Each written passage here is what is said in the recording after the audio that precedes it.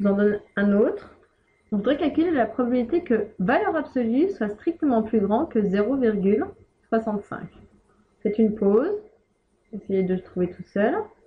Donc, on va utiliser la droite, parce que c'est la distance à 0, la valeur absolue. Donc, j'ai 0,65 à droite, moins 0,65 à gauche. Je veux que ma distance de mon nombre par rapport à 0 soit plus grande que 0,65. Ça veut dire qu'on est situé ici.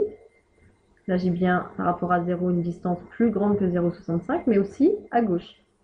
Ici, entre là et là, j'ai bien une distance qui est plus grande que 0,65. Donc en fait, c'est la réunion de deux probabilités. C'est la probabilité d'être soit strictement plus grand que 0,65 ou être la probabilité d'être strictement plus petit que moins 0,65. On va calculer ces deux probabilités séparément. Donc la première est dans la probabilité d'être plus grand que 0,65. Donc on va utiliser la formule orange.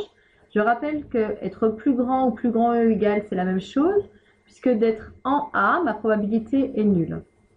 Donc ici, c'est 1 moins pi de 0,65. Ça, c'est mon premier élément ici. Et puis ensuite, on va ajouter la deuxième. Maintenant, on souhaite calculer une probabilité qui va être négative, puisque être la probabilité de t inférieure à moins 0,65, c'est pi de moins 0,65. Donc c'est la formule rose ici. Donc on va avoir, je recopie, 1 moins pi de 0,65 plus, donc calculer la probabilité d'un nombre négatif, on a vu que c'était 1 moins pi de t. Donc c'est 1 moins pi de 0,65. Donc au final, ça va nous donner 2 moins 2 pi de 0,65. Donc pour calculer cela, on va avoir besoin de pi de 0,65. Donc 0,65 c'est 0,6 avec 0,05 ici. Donc je suis ici à 0,7422.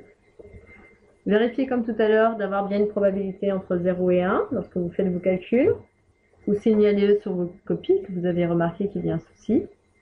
0,5156.